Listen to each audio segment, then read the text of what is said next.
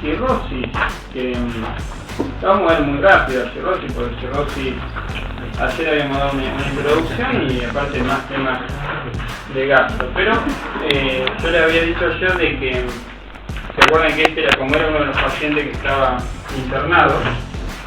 Por eso la parte semiológica sí había que manejarla. La cirrosis en su definición, cirrosis en la definición, sí o sí tiene que tener la presencia de nódulos de regeneración, porque si uno dijese fibrosis hepática, la fibrosis sola no necesariamente es diagnóstico de cirrosis, no es sinónimo de cirrosis, ¿sí? Sino que para que haya cirrosis tiene que haber fibrosis y nódulo. Por eso yo ahí lo puse en un cuadrito que dice el hallazgo de fibrosis y nódulo de regeneración es exclusivo de la cirrosis. Sin embargo, la presencia sola de fibrosis lo pueden dar varios medicamentos y no necesariamente ser sinónimo de cirrosis. Ahí tienen la definición ya de la misma de gastro, o sea que enfermedad crónica, difusa y irreversible del hígado, y bueno, con la presencia de fibrosis, nódulo, todo. Respecto a las causas, la etiología, fíjense el cuadro del libro, queda alcohol, pongan que es 90% para Argentina, 90%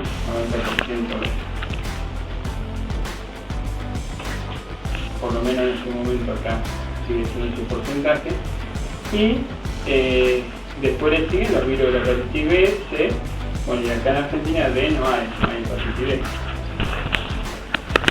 Después está el de la entrada metabólica, que esta por supuesto se estudiaban para gastro, acá en clínica no nos interesa en lo más mínimo, pero esta en gastro le suena, así la hemocromatosis, la Wilson del cobre, todas eso.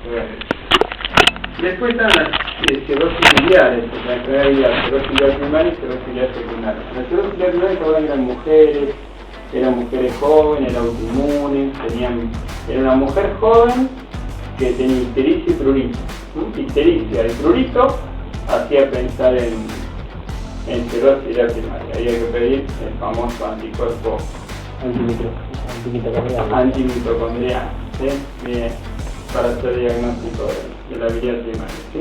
Y después la biliar secundaria es más rara, porque tenías que tener una obstrucción crónica de la vía biliar principal, sobre todo, y que vaya crónicamente más de 6 meses destruyendo los canalículos, pero sería raro que no consulte antes. En cambio, la primaria es autoinmune, así que autoinmune, como siempre, va a ser más problemática.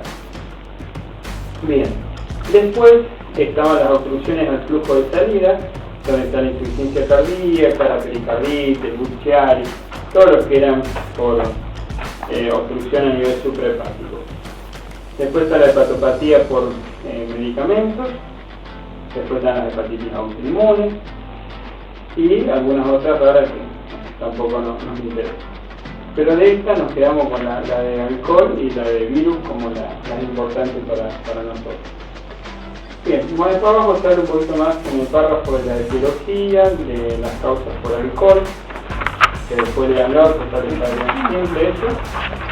Y del otro lado viene la parte de cuadro clínico.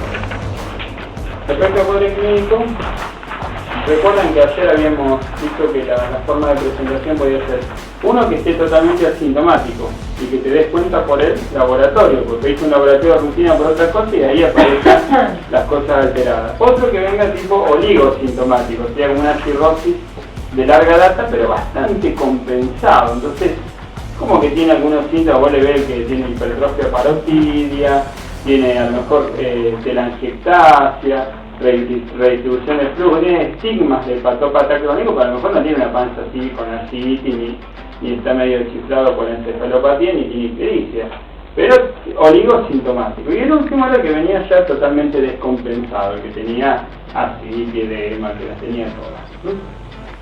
Bien, ahora, la hipertrofia parotidia y la retracción palmar del Q-tren, ¿se acuerdan que estas eran exclusivas de la cirrosis alcohólica?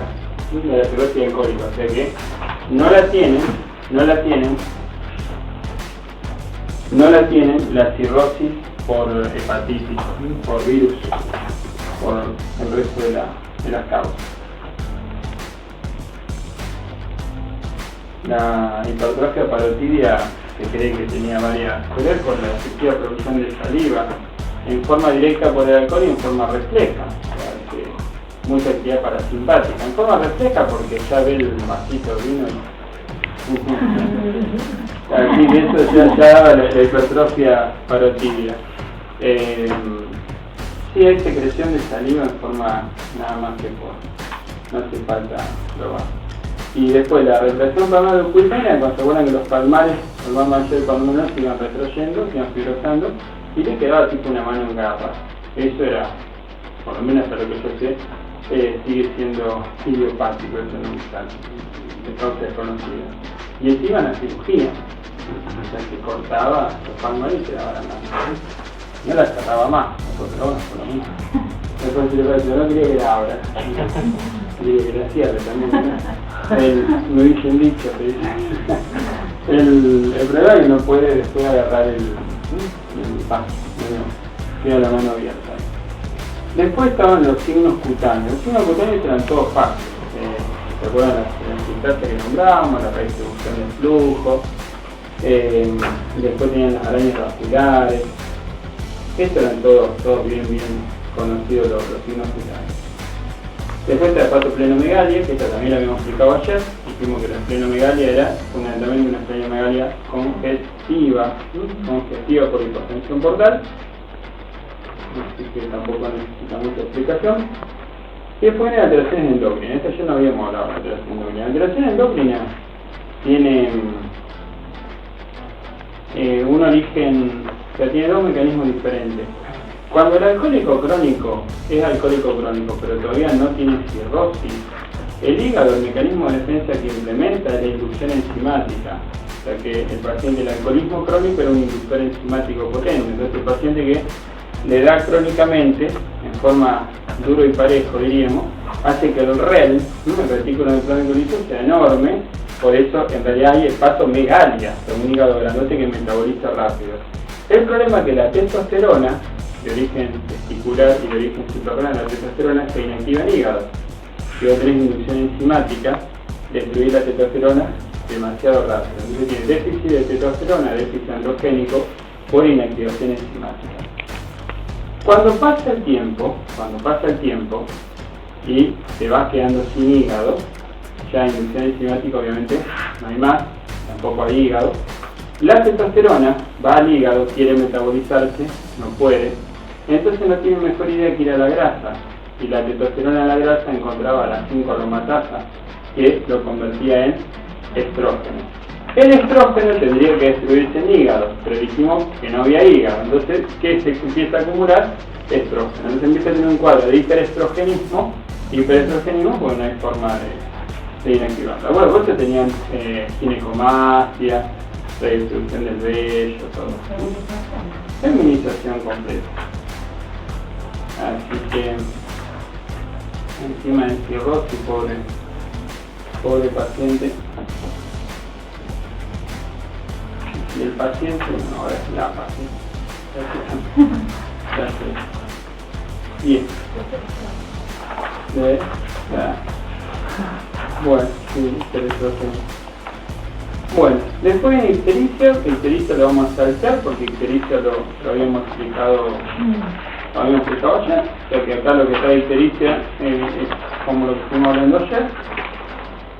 Y lo que sí, vamos a ver la parte de funcionalismo hepático, porque el funcionalismo hepático estuvimos explicando todo el laboratorio, y acá sería juntar un poco todo lo que habíamos estado diciendo de laboratorio. Bueno, ¿quién quiere leer funcionalismo hepático? En pacientes con cirrosis compensada, la concentración sérica de bilirrubina suele ser normal, mientras que está elevada en algunos pacientes con cirrosis descompensada. El aumento de la bilirrubina suele ocurrir a base de sudopresión, lo que traduce un trastorno tanto de su captación, conjugación como de su eliminación. Cuando existe hemólisis puede observarse un claro predominio de la fracción no conjugada sobre la conjugada. La cifra de transaminasas es variable, pudiendo ser normal en algunos casos y moderadamente elevada en otros. La fosfatasa alcalina suele ser normal o poco elevada en las cirrosis no miliares. Su aumento puede indicar la existencia de algún hepatocarcinoma. Fíjense que dentro de la evolución de la cirrosis, una complicación es el cáncer de hígado, el hepatocarcinoma. Entonces muchas veces se dice que un paciente que viene con una ictericia, ahí ya una ictericia bastante crónica, leve, laboratorio bastante estabilizado, es como que ya sabes todo lo que el paciente tiene, pero de repente hace una ictericia brusca, pensar en agregados de un hepatocarcinoma, no en que se haya descompensado. Si se descompensó el paciente va a tener todo el laboratorio de función hepática alterado, pero a lo mejor el laboratorio no se modificó mucho y es un hepatocarcinoma lo que se agregó. Sigamos. En la cirrosis de origen biliar, los valores de cofactasa alcalina suelen estar muy aumentados. Los niveles de gamma glutamina transfertirasa se elevan cuando hay colestasis o los pacientes alcohólicos con insuficiencia de alcohol. Muchos pacientes con cirrosis presentan una hipergamaglobulinemia policlonal debido probablemente a la estimulación de los linfocitos por enzimas de origen intestinal, la mayoría de los alcalinos. Cuando llega a la circulación sistémica, no está regulado por las células hepáticas debido a la existencia de anastomosis portosistémicas intrapolisarcales. Fíjense que esto es bastante característico. Cuando veamos el tema en estos días de proteinograma por electroforesis y que veamos las gamapatías, las gamapatías policlonales, como tenemos en la IgG, la M, la A, tenemos un poco de toda la inmunoglobulina. Y las dos situaciones características de hipergamaglobulinemia son o las enfermedades autoinmunes, tipo lupus, tienen hipergamaglobulinemia policlonal, o enfermedades como esta, donde hay absorción permanente de antígenos, en este caso antígenos bacterianos. Como hay éxtasis circulatorio o hipertensión portal, y hay éxtasis intestinal, es común que se trasloquen los agrogérmenes, pasen de la luz a los vasos y a veces pasan de los vasos, también pasan a la cavidad peritoneal. Cuando pasan a la cavidad peritoneal es cuando hacen la peritonitis espontánea del cirrótico, que ahora lo vamos a nombrar. ¿Está? Entonces, si no llegan a pasar a la cavidad peritoneal, no es peritonitis espontánea, pero sí es común que tengan la hipergamaglobulinemia. ¿Qué dice que es por congestión? Porque vos tenés un intestino que tiene hipertensión portal, pero todo el drenaje venoso del intestino eran las mesentéricas, que son todos afluentes de la porta. Así que si hay hipertensión portal, hay hipertensión de las mesentéricas con toda esta circulatoria, entonces como un teatro estancado, por decirlo de alguna manera ahí. Generalmente el tránsito intestinal también es lento, entonces hay más sobrecrecimiento bacteriano, por eso es muy común que pase internamente. Bien, sigamos. El descenso de la tasa de proteína, la hipoalbuminemia y el descenso del colesterol, sobre todo en sustancias verificadas, traducen déficit en las funciones de síntesis de la célula hepática y se observan en las fases avanzadas de la enfermedad. En los estadios iniciales, estas pruebas pueden ser normales. Los trastornos de la coagulación suelen ser llamativos. La mayoría de los factores de la coagulación son sintetizados por el hígado, por lo que su concentración plasmática suele hallarse disminuida en los cirróticos. Al tratarse de un déficit de síntesis, los factores dependientes de la vitamina K, protrombina, proconvertir y factor 9 no se elevan al administrar esta vitamina. La anemia es muy frecuente en pacientes con cirrosis avanzada, puede ser debida a una o a varias de las siguientes causas. Pérdidas hemáticas en el tubo digestivo, en cuyo caso tendrá las características de una anemia microcítica hipocrónica. El déficit de ácido fólico o acción tóxica directa del alcohol sobre la médula ósea, en cuyo caso la anemia será macrocítica. Hemólisis, en cuyo caso existe reticulocitosis, aumento del ácido de hidrogenasa y a veces de hiperbilirubinemia no conjugada, hiperestrenismo acompañándose de trombocitopenia y leucopenia. Bueno, este punto, sepan, hay dos preguntas clásicas respecto a la anemia, que siempre es cuáles son las causas de anemia en insuficiente renal crónico y por qué tiene anemia en insuficiente renal crónico y por qué tiene anemia en cirrótico. Y en ambos casos, como ven, es multifactorial. Renal todavía no lo vimos, pero cuando hablamos renal tiene una lista larga de cosas. A ver si uno se acuerda nada más que el déficit de eritropoyetina en el renal, pero son una lista muy buena cosa. Acá en el cirrótico pasa lo mismo, fíjense que tiene causas de sobra por las cuales está anémico. Bien, bueno, hasta acá entonces, ¿cómo? La hemólisis por varias cosas. Una porque puede generar anticuerpos, al ser con un positivo por todos los antígenos que absorben. Y la otra por la acción directa del alcohol que va a producir hemólisis. Fíjate que el alcohol también era tóxico directo de la otra. Bueno, la otra la exprime. ¿Cuál es la es más frecuente, la micro o la macrocítica? De las anemias. En este. Mira, están cabeza a cabeza, pero la mayoría es la cordétil ácido fólico, la más común de ver. O sea, macrocítica. Macrocítica, megaloblástica, porque es por cordétil ácido fólico. Bien, después la parte de exploraciones complementarias. Más que en la ecografía abdominal, que ayer también lo habíamos nombrado, habíamos dicho que la eco tenía la ventaja de que servía para ver hígado propiamente dicho, pero también para ver el acítico hematoso, ¿sí? El líquido en la cita, que nos mostraba los nódulos, la fibrosis, todo. Así que la eco va a ser útil. Vamos a la otra hoja.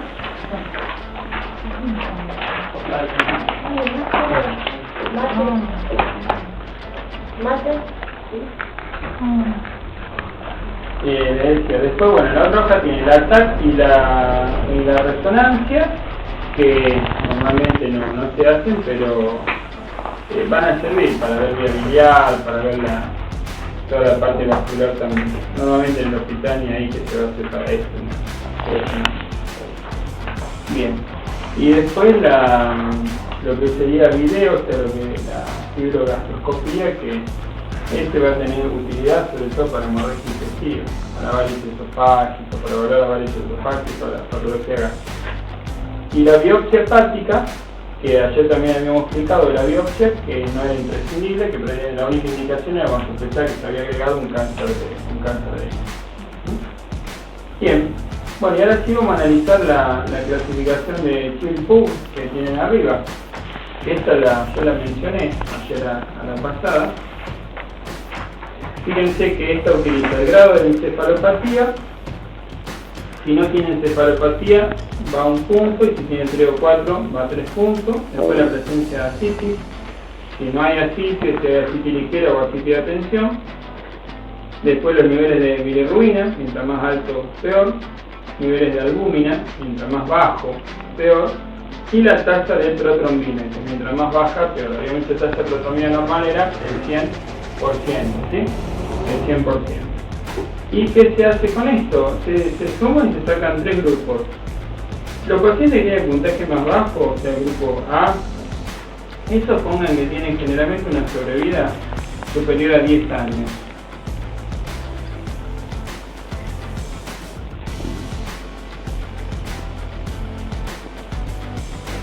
Siempre y cuando dejen condición sine qua non, diríamos en medicina. Después, el grupo B tiene una sobrevida entre 3 y 10 años. Y ni hablar, puede ser 3 o puede ser 10 también, depende de qué uno de tomar. Y el grupo C tiene una sobrevida de 3 años. Pero claro, si se fija en grupo 3, para que te haya dado ese puntaje, tenés que tener todo mal lo que figura esto. Tenés que tener, claro, tenés que tener, para que te dé 15, tenés que tener 3 en todo, que 3 años, con viento a favor y en bajada 3 años, pero si no, va a ser menos todavía. Bueno, ¿estamos? Bien. Y ahora viene la parte de los diagnósticos diferenciales. ¿Se lo pueden preguntar?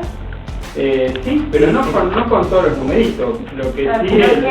¿Cuáles son los parámetros que vos evaluás? Claro, como decíamos ayer, ¿sí? Como decíamos ayer, o sea, que vos digas que...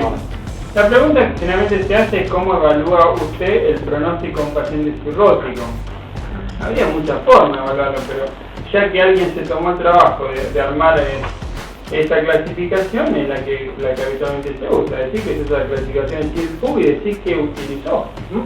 Utilizó en grado de encefalopatía, cuánta ascitis tenía, la bilirrubina, todo eso, y que eso te da 3 grupos. No diga todos los puntajes. Claro, exacto. Para el tratamiento de la alcohol, el sulfirán,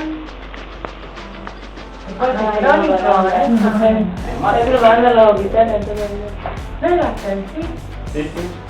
El disulfirán, te explico, el alcohólico crónico hay que clasificarlo como un trastorno con alteración psiquiátrica. Entra dentro del DSM-4, cumple criterios de adicción, o sea, tiene criterio diagnóstico de adicción el alcohólico crónico.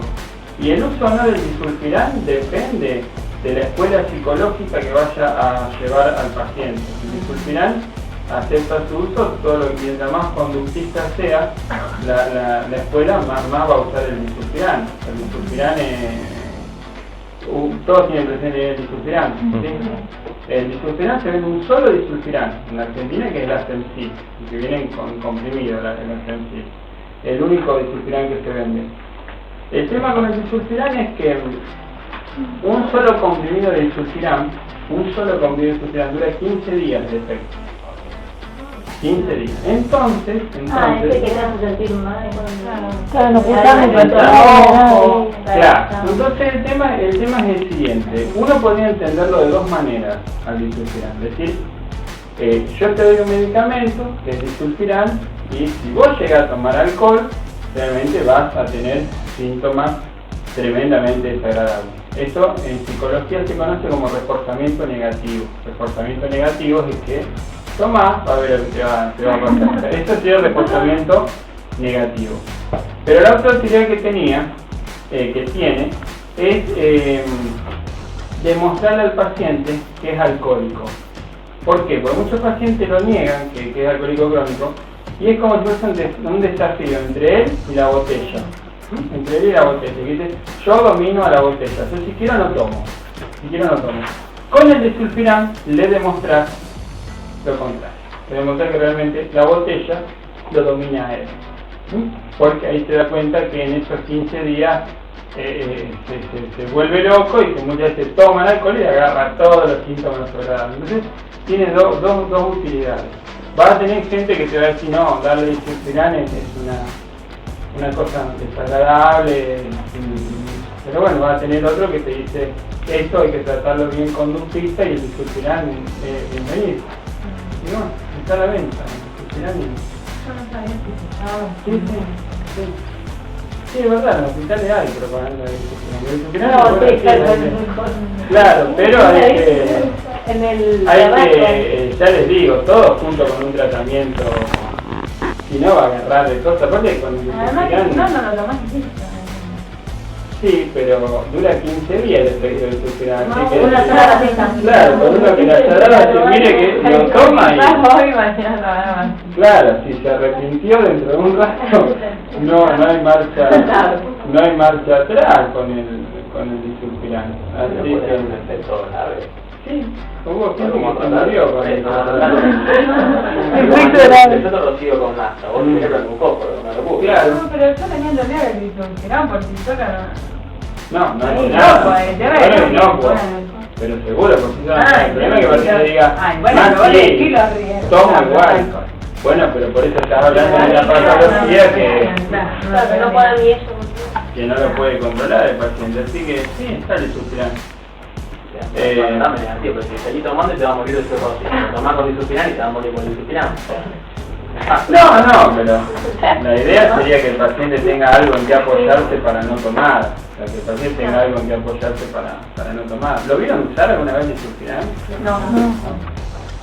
Pero ya te digo, en una oportunidad enseñando el disulfiram en fármaco, una alumna contó que cómo usaron el disulfiram en su casa con el padre. La madre era bioquímica, así que estaba en el tema, y contra que el padre no podía tomar alcohol porque no sé qué patología tenía, que tenía contraindicado el alcohol, lo tomaba con un psicofármaco, creo que era epilepsia, y no se emborrachaba para nada, pero tenía que tomar alcohol y no tenía que tomar alcohol. Entonces lo que hicieron con la madre fue poner pequeñas cantidades de la Semsil, de disulfiram en la comida, muy pequeñas cantidades todos los días, y el hombre, claro, tomaba vino y decía que se sentía re mal, le dolía la panza, entonces él llegó a la conclusión de que el vino le caía mal, que tenía que dejar de tomar, y bueno, hasta que yo me enteré no volvió a tomar, nunca se enteró que no era que el vino le caía mal por el hombre, sino que la madre y la hija le ponían disulfiram en la comida. Te cuento un caso que terminó bien, pero después ya te digo, van a encontrar, si van a venir psiquiatría y vienen con alguien que sea psicoanalista, los mata. ¿Sí? No, a mí me preguntaron, yo lo vi con los sistémicos, me preguntaron el tratamiento. Un sistémico te aceptó el uso de disulfiram, seguro, sí. Aparte, en el sistémico, como se tiene en cuenta todo el sistema familiar, sistémico quiere decir sistema familiar, no volumen minuto cardíaco, o bulimia, claro, porque para nosotros, si vos decís sistémico, exacto, sistémico es del sistema familiar. En el disulfiram necesitas el sistema familiar, porque tenés que explicarle a todos, mire, lo que le estamos dando no puede tomar alcohol y explicarle todo eso. Si no tenés sistema familiar colaborando, olvidate del disulfiram porque se va. Los casos que se murieron con disulfiram fue porque se chuparon todo, o sea, y hicieron un síncope, se hizo un robo coronario, se hizo una hipotensión brusca. No, la mayoría no se mueren con disulfiram. Ahora, si tomás cosas, vomitar, te agarra dolor de cabeza, todo. Si no toma alcohol no le pasa nada. Si no toma alcohol es inocuo, una Sí, sustancia que no enseguida hace se empieza a hacer absolutamente efecto apenas por 5 minutos a los 5 Ah. Sí, 5 minutos. Ya le encontré un uso. ¿Tenía alguno para...? No, te da equipo de fútbol para que concentres. Está bien, te va a enterar enseguida el que ande chupando. Astemsil con Y. Venta libre. Venta libre, Astemsil. Sí, con Y la Astemsil. No sé, la gente ni lo conoce. El primer nombre comercial que tuvo a nivel mundial el disulfiram fue Antabuse.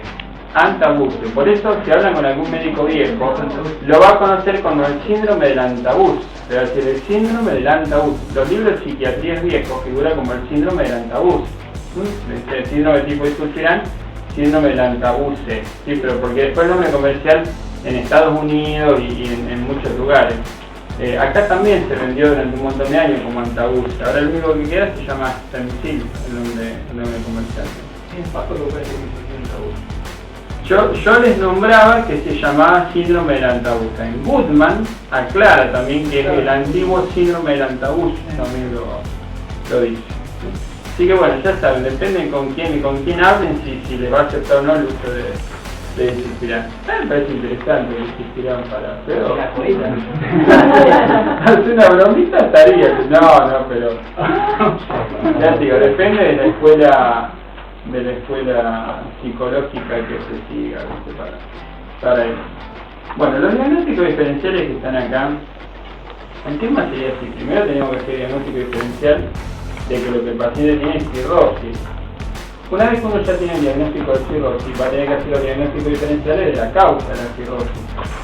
Pero cuando ya está instalada la ascitis, el síndrome ascítico hematoso, vamos a hacer diagnósticos diferenciales de las causas de la ascitis. Pero la ascitis lo vemos en un ratito con el acá. Vamos a la otra hoja. Ahí está el pronóstico. En el pronóstico está aclarado que la clasificación, es lo que dice la clasificación en Chilpuk, el pronóstico, directamente lo vende ahí. Y tratamiento, es tratamiento de cada complicación, como habíamos dicho ayer, y las únicas que tenían algún tipo de tratamiento etiológico podían ser cuando la cirrosis se estaba instalando por una hepatitis crónica a virus B o virus C, se acuerdan de interferón, que podía usar, o cuando son autoinmunes usar corticoides, pero eso más que eso no hay para tratamiento de cirrosis. Y la última terapéutica por supuesto es el trasplante hepático, pero como habíamos dicho ayer, no estás bien posicionado ahí en el... Claro, exactamente, no te ranquean bien cuando esperan un trasplante hepático por cirrosis, porque... Al menos que no sea alcohólico. Sí, al menos que no sea alcohólico.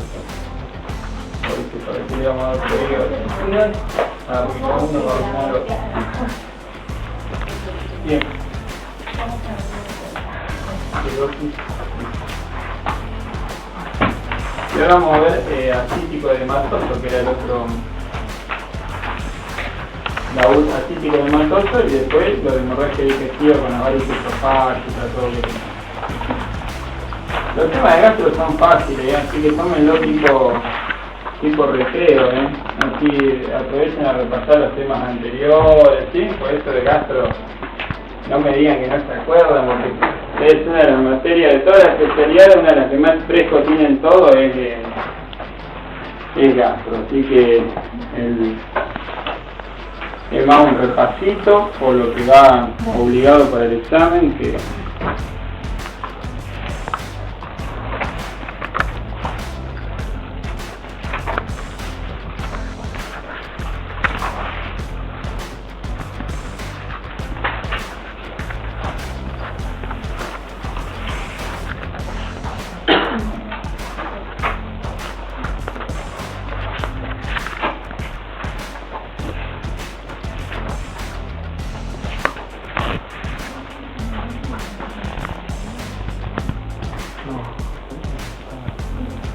¿Cuántos años? No sé por qué. Porque tiene la otra hoja. Ah, porque se está aquí. Bien. Bueno, vamos a arrancar con la psique. ¿Se acuerdan que en Castro estaban todas las teorías estas por a ver por qué tenía ascitis el paciente? Tres teorías, de las cuales las dos primeras prácticamente estaban descartadas, y quedaba una de las teorías, que es la que está acá, que era de la vasodilatación arterial periférica, que era la que estaba vigente en ese momento. Pero estaban la otra teoría, la del rebosamiento, también la de la función linfática, estaban todas las otras teorías. Pero para clínica eso no nos interesa nada. El que lo quiere tener para gastro, bueno, sirve. Respecto a las causas por qué alguien puede tener ascitis, fíjense que hepatopatía crónica va a ser lo más importante, y le siguen las neoplasias. Las neoplasias, después está la carcinomatosis peritoneal, las obstrucciones linfáticas, la ICC, la tuberculosis, después la pancreatitis, pulmonemia, necrótico, Buchiari, el mixedema y la peritonitis. La patogenia, yo voy a resumir la patogenia con lo que necesitamos para clínica, con lo que hace falta para clínica, para sacar bien la terapéutica, todo lo que necesitamos para clínica. Ahí igual está explicado con detalle la teoría de la vasodilatación.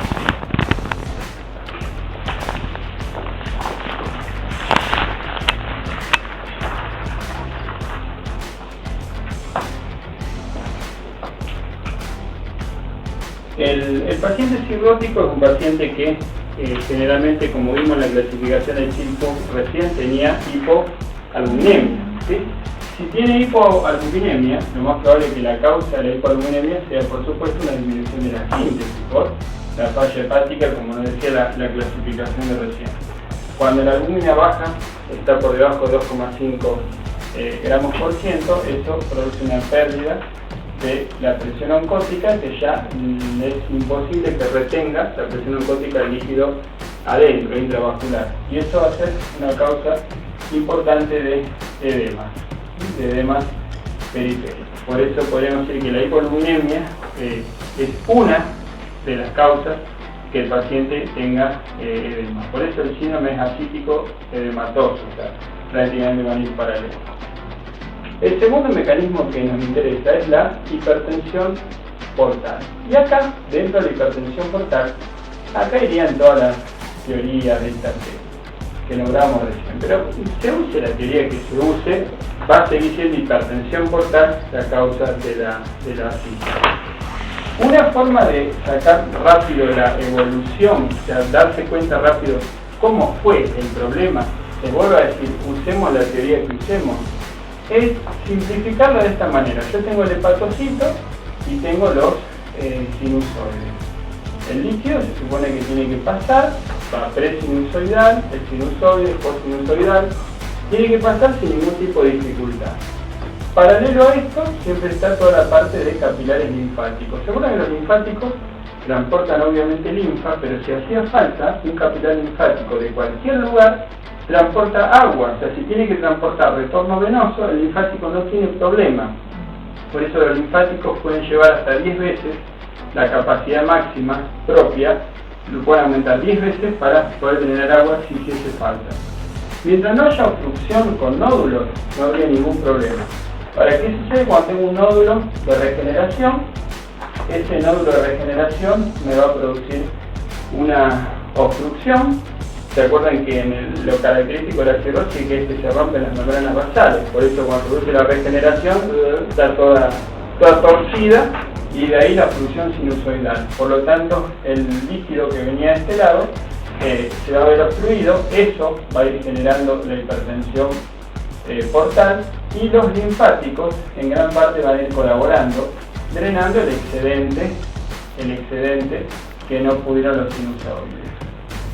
Cuando los linfáticos del hepatocito estén a full, el líquido va a llegar también a la cápsula de Gleason, a la cápsula hepática, pero la cápsula hepática tiene muchísima cantidad de capilares, o sea que los capilares reabsorben el propio líquido de la cápsula y reabsorben el excedente, o sea que también la cápsula colabora llevando líquido.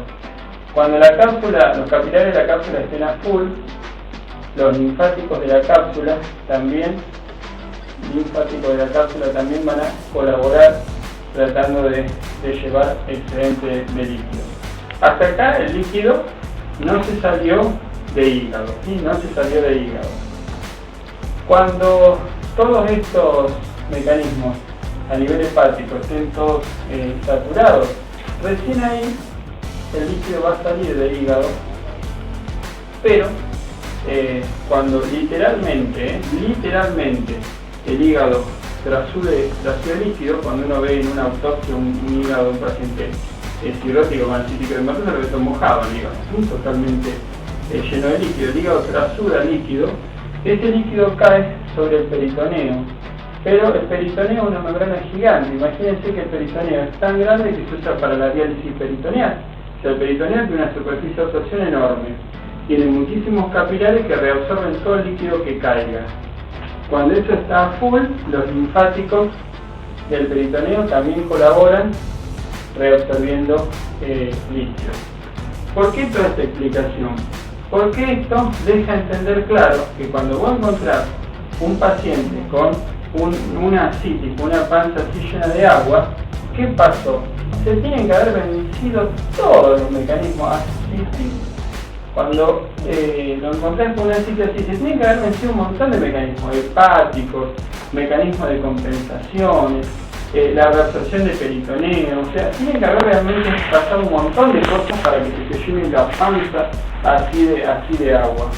Entonces fíjense que la asitis va a haber varias cosas, pero les vuelvo a decir, usemos la teoría que usemos, que para clínica no nos interesa, el responsable es la hipertensión portal en este caso. Y como si esto fuese poco, tengo un tercer elemento en la fisiopatología, que es el síndrome hepatorenal. Y el síndrome hepatorenal no tiene mejor idea que autoperpetuar a los dos anteriores. El síndrome hepatorenal, vamos a poner así, vamos a poner que agrava a uno, agrava a los anteriores. ¿Qué pasa con el síndrome hepatorenal? O, mejor dicho, ¿qué es el síndrome hepatorenal? Fíjense que este paciente es un paciente que tiene tremenda cantidad de líquido. Cuando lo veamos en la parte media interna, vamos a decir que este es uno de los ejemplos de aumento del agua corporal total. Aumento del agua corporal total, pero a expensa de formación de tercer espacio. Entonces este paciente tiene hipovolemia relativa, o sea que es un paciente que tiene una verdadera hipovolemia relativa. Todo el líquido que tiene retenido siempre se va a edema o se va a asitis, se va para afuera. Entonces, como el paciente está con una hipovolemia relativa, ¿qué pasa? El riñón va a estar hipoperfundido. Entonces la hipoperfusión, generalmente estos pacientes son pacientes que tienen presión baja, una presión generalmente descendente. La hipoperfusión renal, importante, hace que el riñón se vea en la disyuntiva, es decir, con esta poca perfusión que a mí me llega, no me alcanza para hacer funcionar nefronas corticales y nefronas medulares. Por eso, o perfundo una o perfundo la otra. El riñón decide perfundir las nefronas medulares. ¿Por qué prefiero las medulares? Porque el tipo de asa que tienen las medulares, que son las de asa corta, son las nefronas que retienen sodio. Retiene sodio y agua. ¿Por qué quiero retener sodio y agua? Porque el razonamiento que hizo el riñón era que había una hemorragia, que había una hipovolemia. El riñón imaginó todo ese otro lío. Él dijo, está muy hipoperfundido, perdimos sangre. Disparemos rina y angiotensina a full, usemos las medulares, todo. Pero obviamente que lamentablemente todo lo que retenga, apenas lo retenga, ¡shup!, hace así para afuera, pero a la misma velocidad que lo retuve se fue para el ojo, para la panza. Se retiene sólido y agua, pero por lo menos gracias a esto logra formar orina, por lo menos forma orina. ¿Cómo hizo el riñón para shuntear el flujo a nivel de médula? Lo que hizo, aumentó la síntesis de prostaglandinas E en la médula. La prostaglandina E son vasodilatadores, ¿sí? La poca sangre que llega, yo aumento las prostaglandinas en la médula, me la robo, me la llevo para médula. Por eso nunca hay que darle Daine a este paciente, porque con Daine bloqueo las prostaglandinas y al bloquear las prostaglandinas le saco el único estímulo vasodilatador que tenía para formar orina. Muchas veces el uso de Daine en estos pacientes precipitan una insuficiencia renal aguda con una sola aspirina, por el hecho de que se bloqueó la prostaglandina E a ese nivel.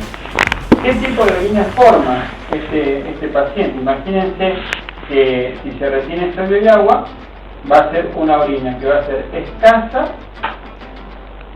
se va a hacer poquita oliguria, poquita cantidad, y va a ser una orina con poco sodio, porque lo retengo, y mucho potasio, porque lo voy a estar tratando de perder. Pero por lo menos gracias a esto formó orina. Bien, entonces como ven, el hepato renal agrava a ambos. Acuérdense que el síndrome hepatorrenal es una especie de insuficiencia renal de evolución crónica, pero con fisiopatología de aguda prerrenal. ¿Cuál era la fisiopatología de la aguda prerrenal? La hipoperfusión de la arteriola aferente, todo. Pero con una evolución a largo plazo. Los riñones están sanos. Si este paciente se muere, le sacamos los 2 riñones y se lo damos a alguien porque estaban sanos. Pero si le diésemos un hígado nuevo a este, el síndrome hepatorrenal desaparece en cuestión de pocas horas porque no hay ninguna alteración anatómica, es todo cuestión bien funcional. El problema acá es que la activación de este sistema autoperpetúa a los otros dos. Por eso en el tratamiento que estemos nombrando vamos a hablar mucho de cómo ir corrigiendo cada uno de ellos. ¿Se entendió? ¿Hasta acá? Ok.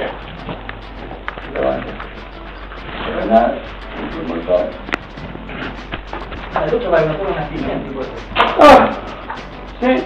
Encima de contraindicar la aspirina por hemorragia digestiva, que ya tenés varias causas por las cuales, pero es medio problema, ¿viste? Porque el aumento de las prostaglandinas es que claro, el riñón que tiene capacidad, el riñón tiene ciclooxigenasas a nivel de médula, que si se da cuenta que hay poca perfusión, estas ciclooxigenasas fabrican prostaglandina E2, vasodilatan la zona y con eso se roban la poca sangre que hay.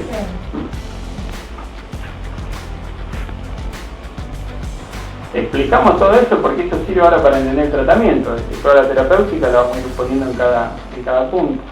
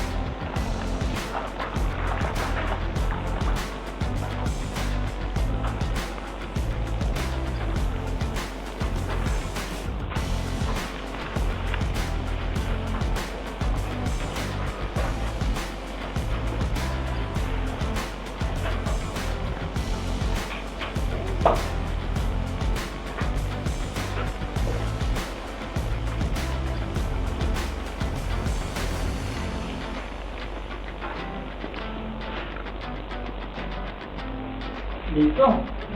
¿Está? Bueno, vamos a leer ahora la parte de clínica y diagnóstico y después volvemos a retomar el esquema para la parte de la terapéutica. Bueno, vamos a leer entonces clínica y diagnóstico. Esta parte también es bastante conocida, siempre vamos a hablar mucho. Bueno, Martín, ¿querés leer vos? Clínica y diagnóstico. Se manifiesta por distensión abdominal, la cantidad de líquido es superior a 2 o 3 litros, puede pasar inadvertido. En estos casos la ecografía tiene valor diagnóstico. Cuando el volumen es mayor, es fácilmente detectable por perfusión abdominal, mastitis blancos y el hipogastrio. Cuando la distensión es muy intensa, es difícil detectar el hígado y vaso por palpación, pero se puede buscar el signo del témpano. La acumulación de líquido puede ser elevación del diafragma con disnea. Eso sería como todos los grados, ¿sí? Desde lo que hasta 2 o 3 litros necesité la eco. ¿Está? El signo del témpano es cuando lo hundís, cargás y esperás que vuelva. Así como cuando hundís un litro en un vaso de agua y esperás que se vuelva. Fíjense que decía eco lo mínimo, después la percusión con todo el líquido en flancos y en hipogastrio y después directamente la disnea que el signo del témpano cuando es más. ¿Cuánto litros me necesita para que sea en el examen físico? ¿Para que aparezca? ¿Más de 3? Sí. Por eso te decía que cuando ves esas panzas llenas de agua. Digamos. El aumento de la presión abdominal produce hernias caudales, inguinales y umbilicales. Recuerden una crisis refractaria al tratamiento diurético. Las hernias umbilicales se pueden perforar. Un elevado porcentaje de pacientes cirróticos con ascitis presentan edemas en las extremidades inferiores que a veces preceden a la aparición de hernias. El 10% de los cirróticos con ascitis presentan daño pleural, con el 70% localizado al lado derecho, por la existencia de comunicación directa entre las cavidades peritoneal y pleural, por ejemplo, congénito del diafragma o por conductos linfáticos hepáticos que entran directamente en la pleura. Bueno. Y vamos a ver ahora el análisis del líquido acítico. Recuerden que cuando le hacemos función, o sea, la paracentesis a este paciente, la primera vez que lo vean al paciente, la paracentesis va sí o sí porque es diagnóstica. Después le van a hacer paracentesis evacuadora, pero la primera va obligatoria porque es diagnóstica. Entonces, paracentesis diagnóstica y ahí vemos las características del líquido. Fíjense que el paciente cuando tiene una ascitis de origen cirrótico, el líquido tiene una concentración de proteína de más de 20 gramos por litro. El contenido celular del líquido acítico es aproximadamente de 20 a 100 células por microlitro. Del otro lado, en la carcinomatosis peritoneal, el contenido de Matías y células neoplásticas. ¿Se acuerdan que la carcinomatosis peritoneal se había sembrado todo de metástasis? Era bien de los tumores avanzados. Entonces había por ejemplo un tumor, un cáncer de colon, un cáncer de páncreas, y que de repente arrancaban con ascitis. No era cirrótico previo carcinoma, con ascitis era típico de la carcinomatosis peritoneal, era siempre mal pronóstico, porque carcinomatosis peritoneal es sinónimo que esté diseminado por todos lados el tumor. Después está la tuberculosis, la tuberculosis da imágenes parecidísimas a la de la carcinomatosis, o sea, los granulomas en el peritoneo se ven muy parecidos, muy parecidos a la carcinomatosis peritoneal. En una oportunidad en el hospital, a un paciente me acuerdo que le había hecho una TAC y se veían todas las imágenes que realmente eran típicos de metástasis. Y ya estaba aprendiendo con diagnóstico presuntivo que había un tumor de aparato digestivo y que había que buscarlo, o sea, que cuando uno dice tumor primario desconocido, por unos días alguno lo ubica. La cuestión es que cuando se hace la punción y se analiza el líquido, no había células neoplásticas ninguna, y después se hizo una biopsia y eran granulomas tuberculosos, era una tuberculosis que tenía el paciente, andar a saber de cuánto tiempo. y no había foco de tuberculosis pulmonar, así que probablemente una tuberculosis pulmonar vieja había dado una siembra de peritoneo. Así que muy parecida a la imagen de la metástasis con la siembra metastásica en la carcinomatosis con la de peritoneo. Fíjense que en la tuberculosis aumenta el contenido de células, especialmente el linfocitos, y está la adenosinodesaminasa que también está aumentada. Aquí está aumentada en cualquier lugar donde haya derrame tuberculoso. Le habían preguntado a algunos de ustedes para derrame pleural también, que bueno, también se utiliza, parece andar tuberculoso. Y después está la citis pancreática. Esta cuando se rompe un pseudoquiste, puede haber una citis pancreática. Lo curioso que tiene la citis pancreática es que tiene concentraciones de amilasa enorme el líquido, pero tiene 1000, 2000, 3000, 5000, o sea que los niveles de amilasa en el líquido acítico son desorbitantemente altos, son valores muy altos. Bien, respecto a todo lo que se analiza de este líquido, fíjense que el recuento celular va a ser importante para que hagamos diagnóstico diferencial con la peritonitis bacteriana espontánea. Después también va a interesar saber los niveles de albúmina y de proteínas totales en plasma. También lo vamos a cultivar al líquido, se hace la citología, la LDH, la amilasa, los triglicéridos. Triglicéridos cuando es por obstrucción linfática, o sea que es quiloso el líquido por obstrucción linfática. Pero una de las cosas más nuevas que se usa desde hace unos años es el gradiente de albúmina suero acítico, vulgarmente conocido como el GASA. El GASA, gradiente de albúmina sobre suero líquido acítico, sirve para saber si el líquido acítico es cirrótico o no es cirrótico. ¿Está? No es para ver si tiene peritonitis o no tiene peritonitis. Hago este comentario porque si alguno lo leyó del libro nuevo de clínica, está mal explicado lo que dice ahí en el libro, porque se explica esto y se da a entender que esto sirve el GASA para ver si un cirrótico hizo una peritonitis espontánea, y no es para esto, es para ver si el líquido es o no por hipertensión portal que está formado. Fíjense que cuando la relación, o sea el GASA, está elevado, más de 1.1 gramos por litro, pero la relación entre suero y líquido acítico, en el 90% de casos es hipertensión portal. O sea que es una citis, culpa de una cirrosis, o más raro de un UTI o de metástasis hepática. En cambio, si la relación es menos de 1,1 gramos por decilitro, lo más probable es que no tenga nada que ver con la hipertensión portal, que se haya formado por una carcinomatosis peritoneal, una tuberculosis, o porque se alteró la presión oncótica, en caso de síndrome nefrótico, o es una citis pancreática, quiere decir que entró líquido de peritoneo, pero no venía de hipertensión portal. ¿Se entiende? ¿Entiendes? Se puede explicar GASA para ver si es o no por hipertensión portal. Bueno, y vamos a pasar ahora a la última parte de acítico dermatoso, que es la parte de tratamiento. ¿Querés leerlo, Martín? Sí. El objetivo del tratamiento de la citis y edema en la cirrosis consiste en reducir las molestias del paciente por la disminución abdominal y el edema de las extremidades inferiores. Además, la disminución de la cantidad de líquido peritoneal reduce el riesgo de complicaciones relacionadas con las hernias de la pared abdominal. Las medidas terapéuticas de estos pacientes, por tanto, deben orientarse a reducir la cantidad de citis y edema y a prevenir su reacumulación tras el tratamiento. Bien. ¿Qué arsenal terapéutico hay? Es bastante simple, mucho no hay. Ahora yo les voy a dar otra hoja donde están todos los esquemas, cómo armarlo con esquemas, pero primero les digo lo que hay para usar. Reposo y dieta hiposódica. Reposo y dieta hiposódica, ténganlo como medida universal para reabsorber edema. ¿De acuerdo? Reposo y dieta hiposódica para reabsorber edema va a aparecer por todos lados.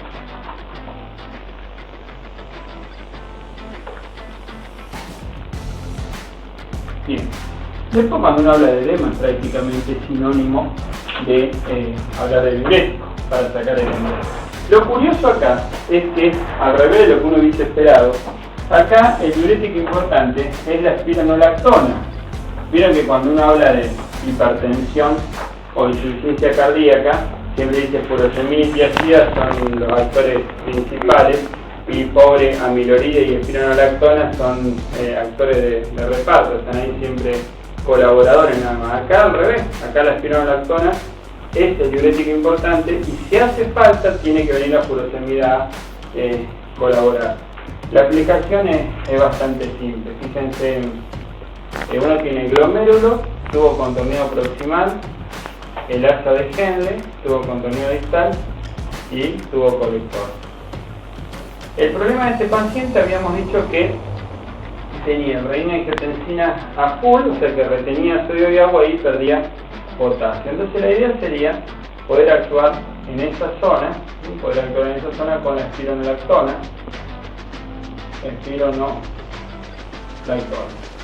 ¿Cómo trabaja la espironolactona?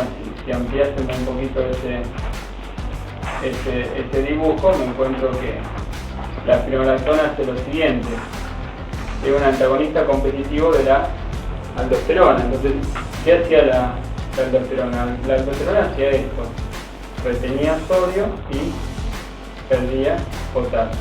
La aldosterona. Cuando doy espironolactona, la espironolactona bloquea los receptores de aldosterona. Entonces, ¿qué hace la espironolactona? Hace que el sodio se vaya. Por eso es diurético. Y que el potasio se tenga que quedar. Por eso es un ahorrador de potasio. Pero, para que la espironolactona actúe, hace falta que llegue una buena cantidad de líquido a nivel distal, a nivel de tubo contornido distal y tubo colector. A veces está tan mal perfundido el riñón que hay tan poco flujo tubular que la espironolactona no funciona porque ni siquiera llega preorina, diríamos que ni le llegaría materia prima como para que la espironolactona funcione de lo hipoperfundido que está el riñón. En ese caso, aprovecho y le doy furosemida. ¿Qué hace la furosemida? La furosemida es un diurético del asa, o sea que actúa en el asa de Henle. Como actúa en el asa de Henle, fabrica preorina y se la manda a nivel distal para que pueda actuar la espironolactona. ¿Está? Entonces por esto van a ver que siempre el diurético es espironolactona. Subí la dosis todo lo que más puedas, pero cuando ves que ya la espironolactona sola no va, ahí le agregás la furosemida y hace que vuelva a funcionar la espironolactona. ¿Está? Anótenlo esto, que esto se preguntan.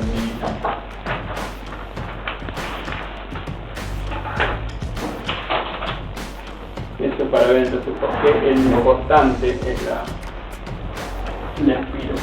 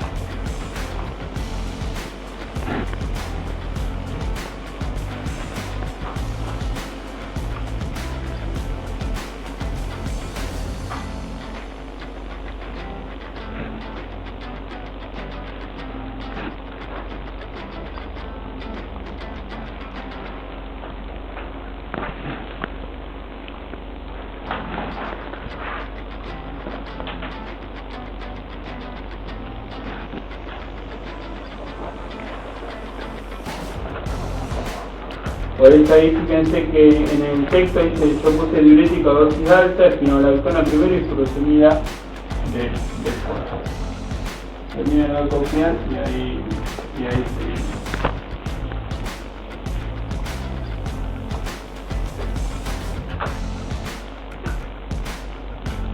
¿Qué hacía la espironolactona? ¿Bloqueaba el receptor? De aldosterona, un antagonista competitivo de la aldosterona.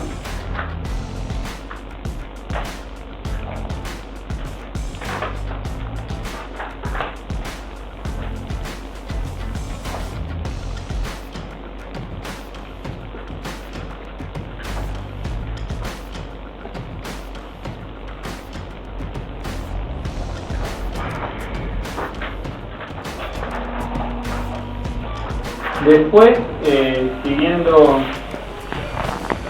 ahí en el texto que estábamos viendo, fíjense que está la paracentesis, que dijimos que era diagnóstica y terapéutica.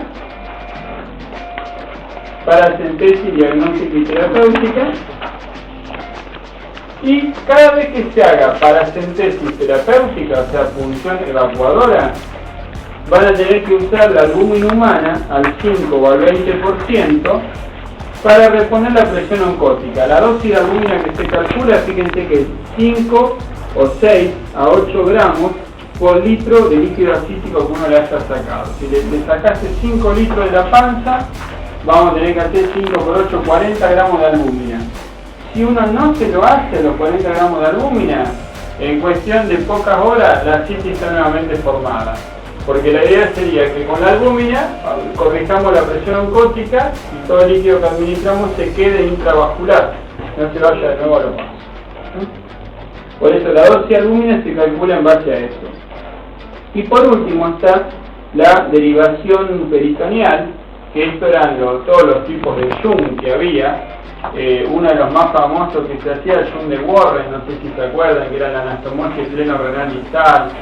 Sacaba la vena esplénica y se ponía con la renal. Entonces le sacabas carga al sistema porta porque por lo menos le habías sacado la vena renal.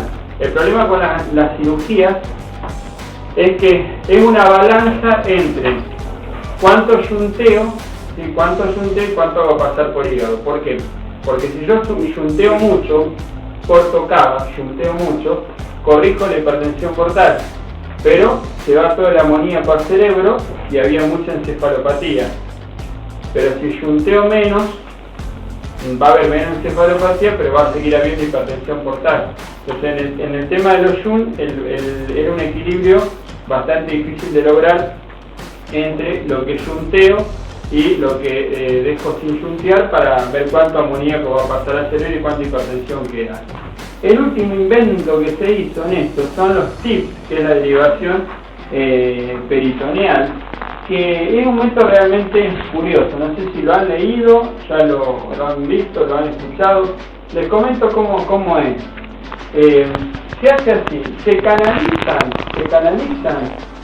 los vasitos, todas ramas que sean de la porta, que llegan al hígado, todos vasos de la porta, y se canalizan vasos de la suprahepática que irían a la cava. Entonces yo tendría vasos de porta y vasos de cava, pero no se hace una anastomosis fija, como en el Jung de Warren, donde saqué una rama de la porta y se la puse a la renal que era de la cava, es una cosa anatómica, sino que acá se pone todo un sistema de válvulas, pero que son válvulas móviles. Es como que tuviesen puesto un ecualizador, viste que vos subís los sonidos, una cosa parecida, en el cual, como es dinámico, a vos te permite en cierto momento yuntear más, abrir más las válvulas para que yuntee más, y en otro momento yuntear menos. Te dejás pasar más o dejás pasar menos en base a el grado de hipertensión portal que tengas en ese momento y el grado de encefalopatía que tengas en ese momento. ¿Está? ¿Eso cómo se controla? Y es bastante complicado para controlar. Porque Esa la analista lo vas a encefalopatía se poder controla como vimos ayer. Pero la hipertensión portal hay que hacer medición de presión portal, que también con ¿Qué catéter, canalista lo da soporta con los de la cava, ramos de la porta con ramos de la cava. Lo bueno que tiene es que, porque el paciente no es un paciente estático, que siempre tiene la misma hipertensión portal y siempre tiene la misma encefalopatía, entonces esto permite hacer cierto ajuste. Digamos que está bastante ingenioso, o sea, está bien este sistema porque permite regular cosas que de otra manera no se podía.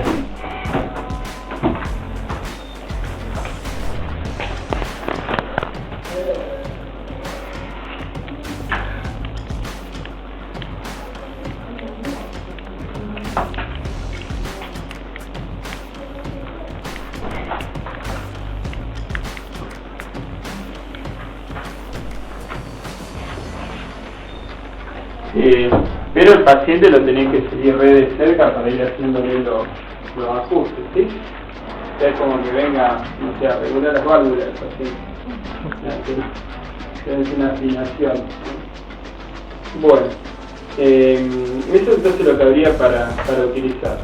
Eso que acabamos de ver, yo les voy a dar ahora el esquema del libro de clínica, que está cada tipo, dependiendo de la intensidad de la citis, cuál es el tratamiento que conviene hacer. Este es de la edición anterior del libro, porque en la última no lo pusieron, está descrito con palabras, pero está mucho más fácil de esta manera, así que vamos a verlo de acá. Agárrense una y pásenla.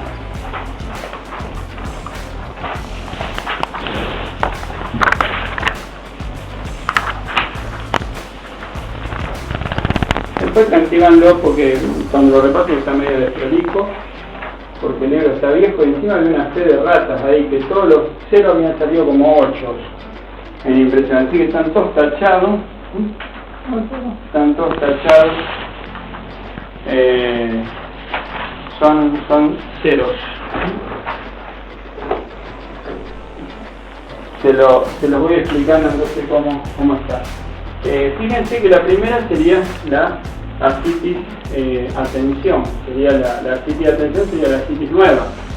La ascitis que tendría el vientre robust, vieron con la panza bien tirante, probablemente tenga disnea, porque el diafragma se está yendo para arriba, todo. Entonces a este se le indica el reposo, la dieta hiposódica, y se hace la función evacuadora, que sería diagnóstica, como habíamos dicho, sería terapéutica. Fíjense que en la función que se le hace terapéutica, se le administra la albúmina, como habíamos dicho, 6 a 8 gramos por litro de líquido acítico que lo hayamos sacado. Lo tenés que medir la cantidad de líquido que le sacamos. ¿Sí? ¿Cómo? La dieta hipostódica, ¿cómo le decís? La dieta hipostódica, igual que el hiposténico. Está, usted me pregunta, ¿cuánto le queda? ¿Y qué le dicen así? Nada, como se vio en hipertensión arterial. Bien, ya lo total de dejar todo el líquido que haya. Sí, pero hay que tener cuidado con la velocidad que se saca. Con la velocidad que se saca, porque a veces si hay mucha cantidad de líquido se prefiere sacarlo más lento o no sacarlo todo, porque puede haber una descompensación hemodinámica. Pero lo pueden sacar todo el líquido, pero acuérdense de hacer siempre, mientras vas sacando líquido vas a tener que enseguida estar pasando la albúmina, porque si no se va a robar el peritoneo, va a robar líquido. Una vez que le hicieron la punción, que lo evacuaron todo, se va a ir a la casa con espironolactona y furosemida. ¿Por qué le doy los dos de entrada a este? Porque lo más probable es que necesite los dos de entrada. Después vieron que se dice que se ajusta de acuerdo a la respuesta. A lo mejor el ajuste consiste en que le saquemos la furosemida y que esté con espironolactona sola el paciente. Si no anda bien, le ponen el rótulo, como dice ahí, de ascitis refractaria. Ascitis refractaria. ¿Está? Bien, vamos al del medio. El del medio ya es una ascitis lo más probable de larga data. Es una ascitis leve a moderada, una ascitis más de larga data. Y fíjense que este también va a reposo, dieta hiposódica, y a este le hacemos espironolactona sola. Acuérdense que en Argentina no se vende ni amiloride suelto ni triampirene. En realidad no es ni suelto ni asociado, pero el amiloride viene asociado a otros diuréticos. Entonces el único que tenemos de esto para usar sería el espironolactona, el aldactone A que habíamos nombrado. Le hacemos el aldactone A, la espironolactona sola. Si anda bien, listo, ajusten y que quede con reposo, dieta hiposódica y espironolactona. Si no alcanza, pasa lo que habíamos explicado en el pizarrón y necesito agregar la furosemida como colaboradora. Si anda bien, ajusto de acuerdo a la respuesta como anda el paciente. Y si anda mal, le tengo que poner el rótulo de ascitis refractaria. Bueno, y por último llegamos a la ascitis refractaria. La ascitis refractaria, que es refractaria a todo tipo de tratamiento que hayamos hecho. Fíjense que el tratamiento es bastante parecido porque arranca con reposo, dieta hiposódica, la paracentésima, la administración de albúmina, la espironolactona más la furosemida y la repetición de la paracentesis cada vez que sea necesario. El problema es que a veces este paciente viene cada 10 a 15 días con la panza llena de agua. El que venga tan seguido, por si en cualquier momento le punzamos y le metemos un estáfilo y hace una peritonitis, entonces cuando las funciones sean tan repetidas, mejor conversar con cirugía o con gastro, como para ver si se puede hacer alguna de todas estas derivaciones nuevas, como para mandarlo a cirugía y tratar de bajar la hipertensión portal. ¿De acuerdo? Entonces la psique refractaria tendría esa característica. ¿Está? Entonces esto, bueno, sería un resumencito de lo mismo que dijimos, pero un poquito más ordenado como para tenerlo por categoría. Bien, y en el material que estábamos viendo, decime. Salvo la parasitis, todo lo otro es ambulatorio, ¿no es cierto? Sí, la parasitis también, o sea, lo que pasa es que lo tenés unas horas como mínimo. Lo tenemos unas horas. Bueno, les decía, y lo último de esta hoja que veníamos leyendo, vamos a ver la peritonitis espontánea. Yo les comento rápido primero la diferencia con la peritonitis clásica secundaria. O sea, una peritonitis, la típica peritonitis de cirugía es la que se llama peritonitis secundaria perforación de víscera hueca. O sea, se agujería un apéndice, un divertículo, algo, y ¿qué pasa? Tenemos una peritonitis de muy brusca instalación, muchísima fiebre, vientre en tabla, leucocitos por las nubes, es polimicrobiana, generalmente pasaron 2 o 3 gérmenes diferentes, el cuadro es súper agudo, súper grave, y aparte el tratamiento médico va a cirugía, o sea que son quirúrgicas las peritonitis secundaria perforación de víscera hueca. Es la llamada peritonitis espontánea. ¿Por qué? Porque el mecanismo no es que se perforó nada, no se agujerió nada, era la traslocación de gérmenes, que habíamos dicho. Se pasaron gérmenes, pero en realidad se pasa un germen, por eso la mayoría de las veces esta es una peritonitis espontánea y es monobacteriana. Como tiene la panza así inflada de agua, ni ahí que va a tener vientre en tabla lo último que puede tener es una tabla en el vientre, ¿sí? Tiene una panza así toda estirada, o sea que vientre en tabla, olvídate. Tampoco va a tener la leucocitosis tremenda, tampoco va a ser súper agudo el cuadro, sino que va a ser más de tipo subagudo, bastante solapado, bastante difícil de hacer el diagnóstico, y encima cuando hago la punción para hacer cultivo muchas veces no lo encontramos al germen, cultivo negativo. Pero el solo hecho de tener alta sospecha de peritonitis espontánea o la aparición de más de 250 polimorfos nucleares en el líquido es diagnóstico presuntivo de peritonitis espontánea y se trata con antibióticos, aunque no haya encontrado el germen involucrado absolutamente para nada, ¿de acuerdo? Porque si uno no lo encontrase, no quiere decir que el germen no va a estar en este caso. A veces, ¿saben cómo es el paciente?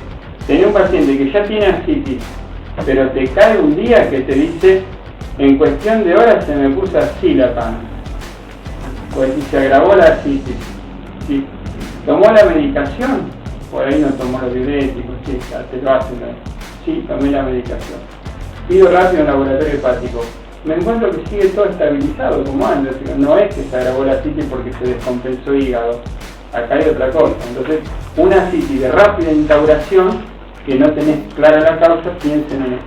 ¿Sí? Piensen en la peritonitis espontánea. Martín, ¿puede ser que lo leamos? Sí. Una complicación importante de la ascitis cirrótica es la peritonitis bacteriana espontánea. Es una infección del líquido ascítico sin que existan focos intraperitoneales o circunstancias exógenas que la justifiquen. La mayoría de los pacientes presentan síntomas de peritonitis. En otros se inicia como shock péptico y algunos no existe clínica pulmonar.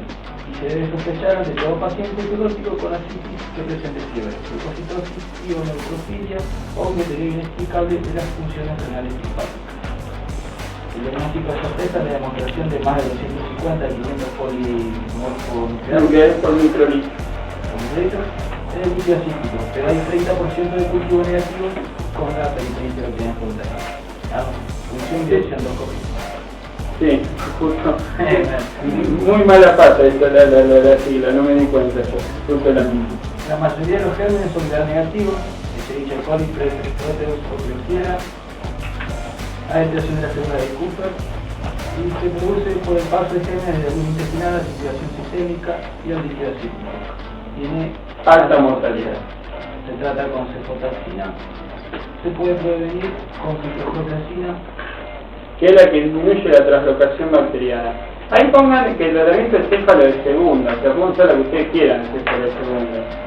El libro propone esto, pero se puede usar cualquiera céfalo de segunda. La idea es cubrir gram negativo, que es uno de los más probables.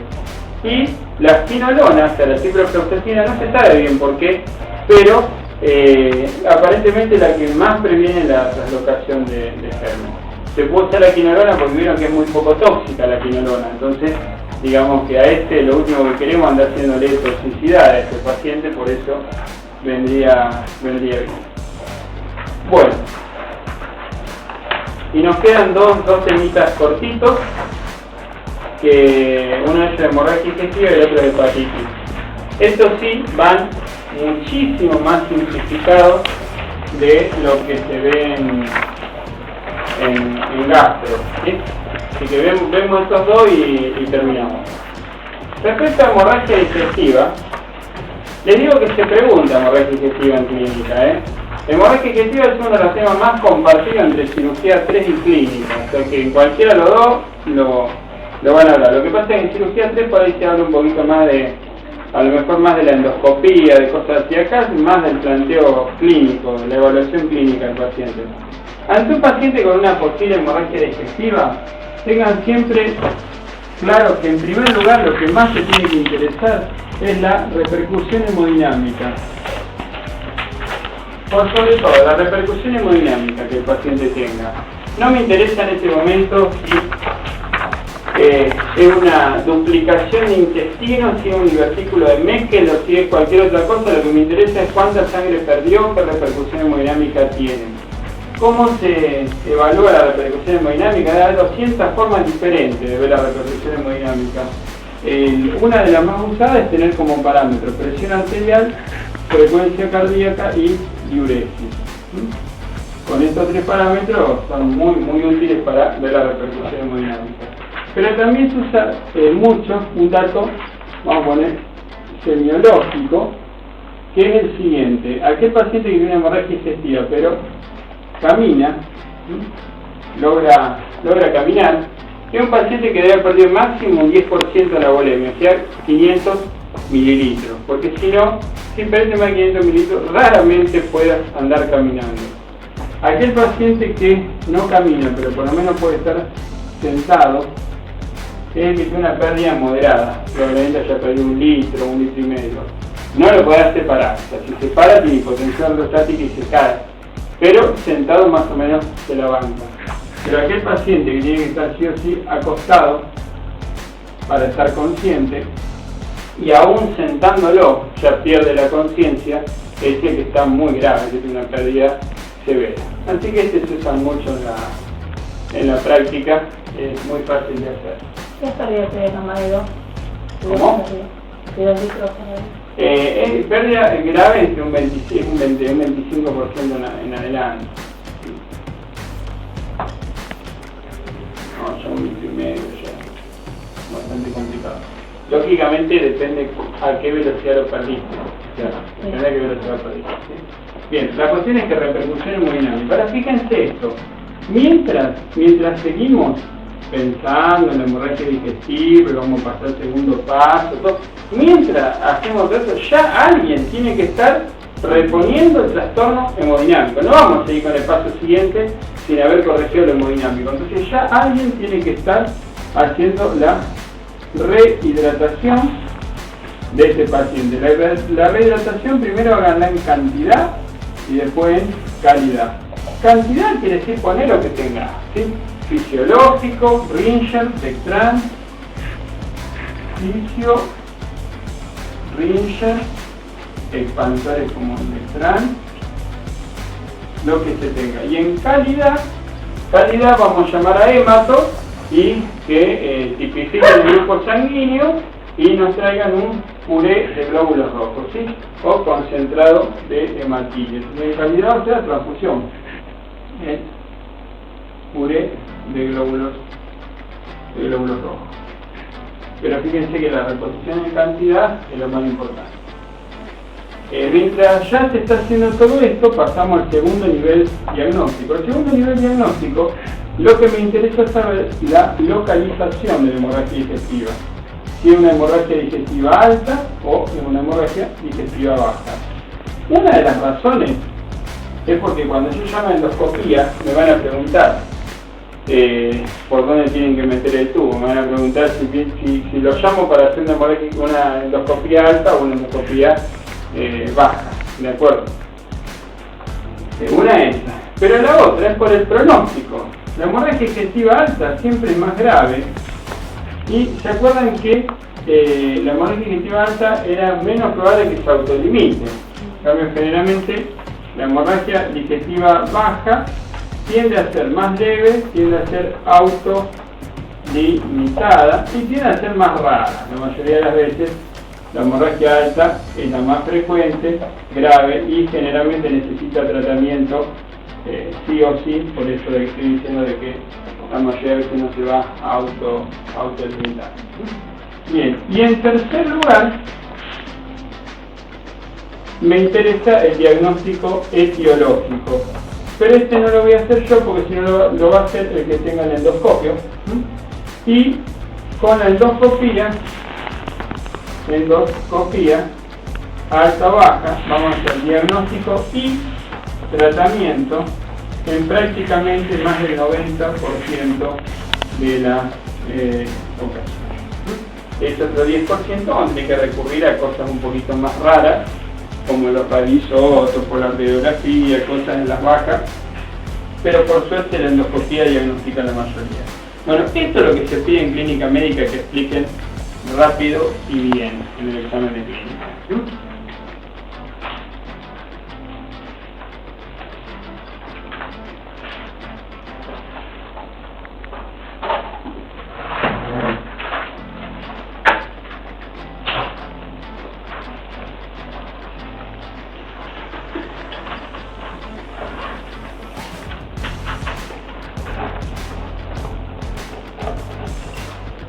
El porcentaje que pierde el paciente sí, están puestos acá. Ah, Sí, bueno, están puestos acá, pero es lo que te decía de 10%, después de 10 a 25, después ya 25 más ya. Inclusive que tiene una pérdida leve, ¿Cómo? el que tiene la pérdida leve también lo retrasás, te puede dar el tiempo de esperar un poco más. No, y por eso te decía que depende de la velocidad a la que se por eso vos hiciste primero la evaluación de la repercusión hemodinámica. Si no tiene repercusión hemodinámica, probablemente no necesite revisar nada, ¿sí? Pero la mayoría de las veces sí. Recuerde que la otra presentación de la hemorragia digestiva sería la sangre oculta fecal, o sea que es una hemorragia digestiva crónica, leve, donde por ahí el planteo no va a ser el mismo porque no hay repercusión hemodinámica.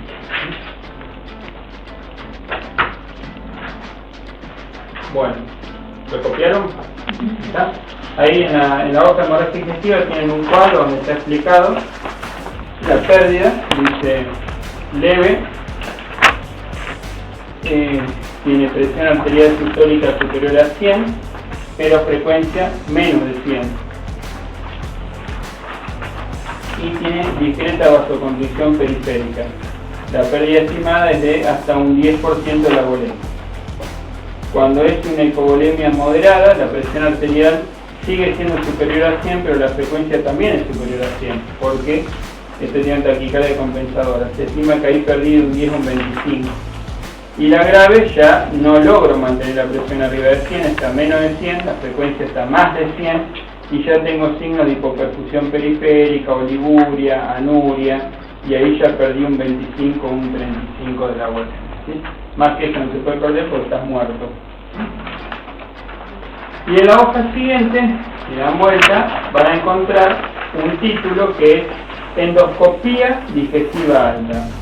Este después leanlo porque están datos de la endoscopía, que es un procedimiento extremadamente común en este momento para realizar. Bien, y después tiene hemorragia digestiva baja también con las características, pero acuérdense que la hemorragia digestiva baja por ahí plantea menos urgencia, menos riesgo que la alta. Siempre teniendo en cuenta que obviamente va a haber excepciones, ¿no es cierto? Si se rompe un pólipo que tenía un vaso grande, se perfora un divertículo y erosiona una arteria, siempre va a haber casos donde se puede llegar, pero con la regla general es bien, vemos el último tema y terminamos. El último es hepatitis, de lo que va hoy. Hepatitis también, en clínica hepatitis se ve muy simplificado, pero también se ve práctico, bien práctico. Fíjense que hepatitis, el planteo sería este: tener un paciente cuyo motivo de consulta va a ser tener un cuadro bastante inespecífico, tipo cuadro gripal, astenia, febrícula, vamos a poner aumento de la temperatura, que esto podría ser de cualquier tipo de infección, pero tener un dato orientador es que el paciente tiene orina oscura. Ni ahí ictericia, en ningún momento no ictericia, orina oscura. El único dato que me orienta que esto puede tener cara de hígado es la orina oscura. Con esto se supone que tendríamos que por lo menos pensar en que el paciente puede llegar a tener una hepatitis. A veces la orina oscura es difícil de distinguir cuando es por deshidratación. A veces hepatitis de orina oscura, pero cuando es porque toma un poco líquido. Así que a veces la coluria de una deshidratación es muy parecida. La cuestión es que si pensé que podía llegar a ser una hepatitis, vamos a pensar en hepatitis, aparte de pedir el hemograma, todo lo común, voy a tener que pedir transaminasa. Y si el paciente tiene aumentada la ASAT y la LAT, tiene aumentada la transaminasa, ya es diagnóstico de hepatitis. Incluso acá nos podría servir, como decíamos ayer, ¿se acuerdan? ¿Cuál estaba más elevada? Si la SAT que la LAT, para ver si era alcohol, si era virus, así. El tema es que yo con esto ya hice diagnóstico, el paciente tiene hepatitis, no tiene hepatitis. Pero ahora se me plantea qué hepatitis tiene el paciente, puede tener. Una posibilidad que sea hepatitis por virus hepatotropo. En el caso de que tengo sospecha que el paciente tiene hepatitis, las clásicas hepatitis por virus hepatotropo, fíjense que me sirve la epidemiología. Digo, ¿quién es el paciente? ¿Es un niño o es un adulto? En el caso de que sea un niño y sospecho que puede ser por un virus hepatotropo, se supone que tengo que pensar en virus de la hepatitis A o virus de la hepatitis E. En ambos casos, A y E, lo voy a sacar por la epidemiología. Recuerden que si tienen un nene que en el grado donde él va son 30 chicos y preguntas cuántos tienen hepatitis los compañeritos, y de los 33 que tienen hepatitis una A, lo más probable, pero si los 30 dicen que hay 10 con hepatitis, una E, porque la E es mucho más epidémica y sintomática que la A. Entonces el número de casos que haya te hace alta sospecha si es A o si es E. Pero lo pueden confirmar, por supuesto, pidiendo la inmunoglobulina M para virus de la hepatitis A o inmunoglobulina M para virus de la hepatitis E. Recuerden también que la hepatitis E nos preocupaba en la embarazada. Recuerden que la hepatitis E podía dar esas formas graves, fulminantes en la embarazada, pero que la hepatitis E tendría esa otra preocupación. Ahora, si el que tenía la hepatitis era un adulto, podríamos estar pensando en virus de la hepatitis B o virus de la hepatitis C. A pesar que ambas tendrían las mismas vías de contagio que el HIV, o sea, parenteral y sexual, es bastante característico que la hepatitis C sea casi de contagio parenteral y muy poco de contacto sexual. Sería bastante raro que alguien se agarre hepatitis C por contacto sexual, porque la concentración del virus C en humores es extremadamente baja. Por eso siempre el virus C se lo asocia con la transfusión. ¿Vieron la campaña que se hizo el año pasado? que hizo la municipalidad. ¿Cómo? Para detectar el gusano. Claro, pero ¿viste cuál era la recomendación? Si usted había recibido transfusión antes del año 91, ¿sí? Si usted recibió alguna transfusión antes del año 91, se puede haber contagiado el virus hepatitis C, o sea que es la transfusión. Por eso vamos a decir que C va a ser más tipo parenteral.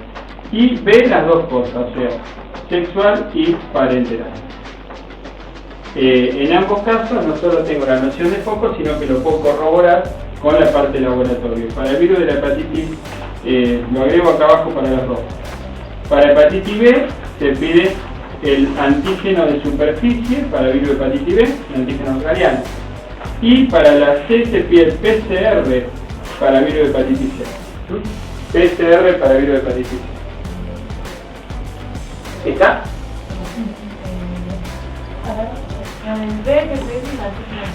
El antígeno de superficie.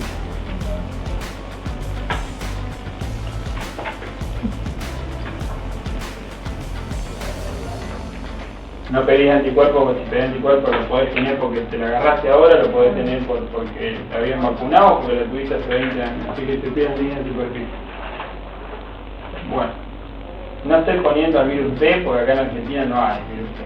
Me acuerdo de la gente Delta. Los poquitísimos casos que hicieron aislados siempre fueron gente que venía de viaje a otro lado. ¿Se acuerdan que era un covirus el B? Así que A, E para el niño, B, C para el adulto. Segunda posibilidad, que sea una hepatitis, pero que no sea una hepatitis por virus hepatotropo, sino que sea lo que se conoce como hepatitis secundaria o sintomática. La hepatitis secundaria o sintomática podría ser porque alguien tiene una brucelosis y entre todo lo que toca la brucelosis toca hígado, porque alguien tiene citomegalovirus, porque alguien tiene una mononucleosis infecciosa, patologías que son sistémicas, ¿cuál es otro tipo de patología? Vamos a poner parálisis en general, donde entre todo lo que se alteró, se tocó hígado también. O sea que no sea una infección primaria de hígado, sino que por otra cosa. Y la última flecha, que es la más fácil porque es la hepatitis por tóxicos y medicamentos. Les debe sonar de gastro el capítulo de hepatitis por tóxicos y medicamentos, que esta tengo el antecedente de la exposición. De la exposición, o sea que en teoría lo más fácil de darse cuenta sería que alguien tiene una hepatitis por tóxico y medicamento porque supone que se expuso a algo de eso. Lo bueno de la hepatitis por tóxico y medicamento que cuando se retira el tóxico y el medicamento prácticamente siempre revierte y desaparece la hepatitis. Revierte y desaparece la hepatitis. Igual es importante que no pase de largo, que uno no se la trague porque hubiese podido serle útil al paciente que se da.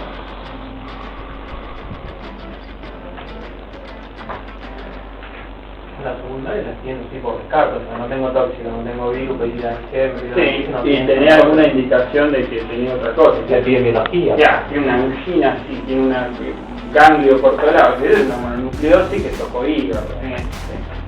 Vamos a probar. Bueno, ¿está? Y ahí en la primera hoja de hepatitis hay para hacer un muy breve repaso, para el que no se acuerda nada, el que ya lo recuerda ni lo lea. Breve repaso de hepatitis A, de cada una de la clínica, de cada una de las hepatitis, con la vía de contagio, si daban mucha ictericia o eran alistéricas, ese tipo de cosas para repasarlo. Y del otro lado está la parte de los marcadores serológicos, pero esto para clínica no va, ¿de acuerdo? Esto, el que lo quiera tener después para consulta. El que está interesante es el de la hepatitis B que evolucionó bien, que es esta, con la hepatitis B que evolucionó mal, que es la de abajo. Porque la A, total no es crónica, la A no tiene sentido. La D no nos interesa.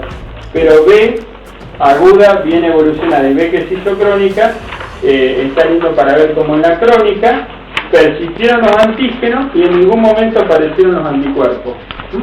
Se van a dar cuenta que en la de abajo, que es la que se hizo crónica, no aparecieron los anticuerpos. Estos dos serían la que evoluciona bien y la que evoluciona mal. ¿Está? Bueno, listo, seguimos mañana.